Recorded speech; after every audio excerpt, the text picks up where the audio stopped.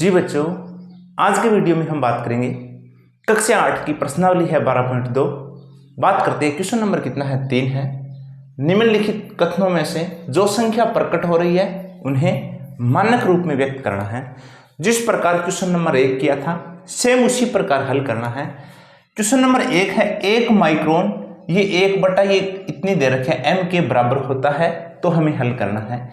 1 बटे ये संख्या दे रखी है 1 बटे कितनी जीरो है ध्यान देना है 3 और 3 6, तो इसको लिखेंगे हम 10 की घात 6। 1 बटे 10 की घात कितना 6। ध्यान देना है ये घात किस में है प्लस में है, जैसे ही गुणा के रूप में लेके आते हैं तो घात किस में हो जाएगी माइनस में हो जाएगी। तो ये आएगा हमारा 1 इंटू 10 की घात माइनस के 6, ये रहेगा इसका आंसर। बिल्कुल आसान है। इसी प्रकार क्वेश्चन नंबर 2 है 1 इलेक्ट्रॉन का आवेश ये संख्या दे रखी है का कूलाम का होता है। तो जैसे ही हमें पॉइंट हटाना है और एक संख्या छोड़कर पॉइंट रखना है। एक संख्या का क्या मतलब है ये वाला यानी अंक होना चाहिए, उसके बाद हमें पॉइंट रखना है। ये वाला पॉइंट अगर इधर लेके आते हैं तो इसके बीच में देखना है कितनी संख्याएं हैं। तो अगर ये वाला पॉइंट इधर रखते हैं तो ऊपर संख्या बनती है 1.6 बटे में ये देखना है भी इसके बीच कितने अंक हैं। तो ये 3 6 9 12 15 और 18 और एक कितना हुआ 19, तो हम 19 जीरो लिख सकते हैं। ये एक कितनी जीरो 19, तो ये 1 2 3 4 5 6 7 8 9 10 11 12 13 14 15 16 17 18 19, कितनी जीरो होगा 19। अगर घात के रूप में लिखें तो ये आएगा 1.6 बटे 10 की घात ये 19। ये घात इधर किस में है प्लस में है, जैसे ही इस संख्या को ऊपर लेके आते हैं तो घात किस में हो जाएगी माइनस में। तो आंसर बनेगा हमारा 1.6 इंटू 10 की घात माइनस के 19। आगे है क्वेश्चन नंबर 3 का 3 है जीवाणु की जो माप दे रखी है वो इतना मीटर है, तो उसको हमें मानक रूप में लिखना है। तो संख्या दे रखी है 0 पॉइंट कितनी जीरो है ये 6 जीरो और है ये 5। अब जैसे ही ये पॉइंट हटाएंगे तो क्या बचेगा, ऊपर संख्या आएगी 5। अब पॉइंट से इधर कितनी संख्या है 3 6 और कितना है 7, तो कितनी जीरो रखेंगे 7 जीरो, ये 6 और एक कितना 7। अब इसको अगर घात के रूप में लिखें तो ये आएगा 5 बटे 10 की घात 7। ये घात प्लस में है, जैसे ही ऊपर करेंगे तो घात किस में हो जाएगी माइनस में। तो आंसर आएगा 5 इंटू 10 की माइनस के 7। क्वेश्चन नंबर 4 है पौधे की कोशिकाओं का ये माप दे रखा है, ये है 0.40 और है 1275। तो क्या करना है, एक संख्या बाद हमें पॉइंट रखना है। एक संख्या यानी इधर पॉइंट लेके आना है।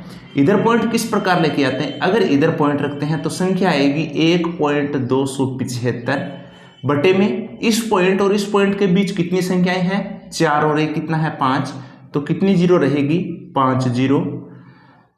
तो अगर इसको घात के रूप में लिखें तो 1.275 बटे 10 की घात आएगी 5। ये घात प्लस में है, जैसे ही ऊपर करेंगे घात किस में हो जाएगी माइनस में। तो आंसर बनेगा 1.275 इंटू 10 की घात माइनस के 5। लास्ट है इसका मोटे कागज की मोटाई है वो 0.07 mm है, 0.07 mm है। एक संख्या बाद हमें पॉइंट लेके आना यानी इधर पॉइंट लेके आना है, तो ये संख्या बनती है 7 पॉइंट, आगे पॉइंट लगाओ न लगाओ कोई फर्क नहीं पड़ेगा। तो 7 बटे पॉइंट से इधर कितनी संख्या 2 संख्या, तो कितनी जीरो रहेगी ये 2 जीरो। तो इसको अगर घात के रूप में लिखें तो 7 बटे 10 की घात रहेगी 2। ये घात प्लस में है, ऊपर करेंगे गुणा के रूप में करेंगे घात किस में हो जाएगी माइनस में। तो आंसर बनेगा 7 इंटू 10 की माइनस के 2। बिल्कुल ही आसान है। नेक्स्ट है क्वेश्चन नंबर कितना है 4 है। लास्ट क्वेश्चन है एक ढेर में 5 किताबें हैं, इनमें प्रत्येक की मोटाई 20 mm है तथा 5 कागज की शीटें हैं। जिनमें प्रत्येक की मोटाई 0.016 mm है। इस ढेर की कुल मोटाई ज्ञात करनी है। तो किस प्रकार ज्ञात करेंगे? सर्वप्रथम किताबों की मोटाई ज्ञात करेंगे, फिर कागज की शीटों की मोटाई ज्ञात करेंगे। इधर लिखेंगे कभी एक किताब की मोटाई, एक किताब की मोटाई वो दे रही है 20 mm, तो हमें 5 किताब दे रखी हैं। इधर लिखेंगे तो 5 किताबों की मोटाई, 5 किताबों की मोटाई तो वो कितनी आ जाएगी? 20 को हम 5 से मल्टीप्लाई करेंगे तो ये आएगा 100 mm। कितना mm? 100 mm। इसी प्रकार एक कागज की सीट, यानी 5 कागज की सीटें हैं, प्रत्येक की मोटाई है 0.016, तो इधर लिखेंगे एक कागज की सीट की मोटाई ये है 0.016 mm। तो बात करते हैं, 5 कागज की सीटें हैं तो 5 सीटों की मोटाई, 5 सीटों की मोटाई, ये सीट तो 0.016 को हम मल्टीप्लाई कर लेंगे किससे? 5 से। अगर मल्टीप्लाई करते हैं तो कितना बनता है? 0.016 मल्टीप्लाई करेंगे 5 से, 5 छके 30, 5 एक का 5 और 3 हुआ 8 और 0.0, तो ये आया है 0.080। इधर 0 रखो या न रखो कोई फर्क नहीं पड़ेगा, 0 को आप हटा भी सकते हो या रख भी सकते हो, एक ही बात है। तो इसका जो आंसर बना वो बना 0.08। इधर लिखते हैं 0.08। अब हमें क्या याद करना है? हमें याद करना है उस ढेरी की मोटाई। मान लीजिए ये 5 किताबें हैं, इस प्रकार रखी गई है, इसके बाद नीचे रखी गई है कागज की सीटें। अब हमें इनकी कुल मोटाई याद करनी है। अगर कुल मोटाई याद करेंगे ढेरी की तो दोनों को हम क्या कर देंगे? ऐड कर देंगे, ये mm।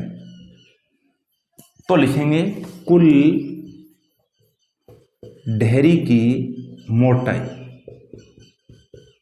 कुल ढेरी की मोटाई। अगर 5 किताबों की बात करें तो इसकी मोटाई है 100 mm, प्लस 5 सीटों की बात करें तो इसकी मोटाई है 0.08 mm।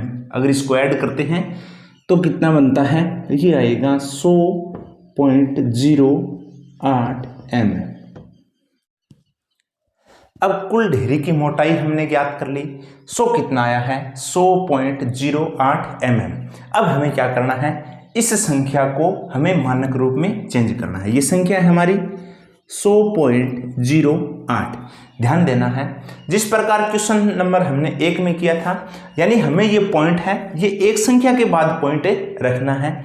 अब ये वाला पॉइंट जैसे ही इधर लेके आते हैं, इस पॉइंट को इधर लेके आते हैं तो बीच में कितनी संख्या रहती है? 2 संख्या। तो इसको लिखेंगे हम 1.0008।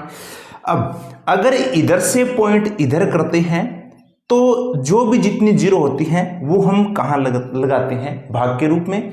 अब इधर से अगर शून्य है, ये दशमलव है, अगर इधर लाते हैं तो ये जो संख्या होगी, जो भी जीरो आएगी वो किस में आएगी? गुणा में, तो इनटू में आएगी। इसके बीच में कितनी संख्या है? 2 संख्या है, तो इनटू में लिख देंगे हम, ये कितनी जीरो? 2 जीरो। अगर घात के रूप में लिखेंगे तो ये आएगा 1.008 इंटू 100 का क्या मतलब है? 10 की घात कितना? 2। ये रहेगा इसका आंसर।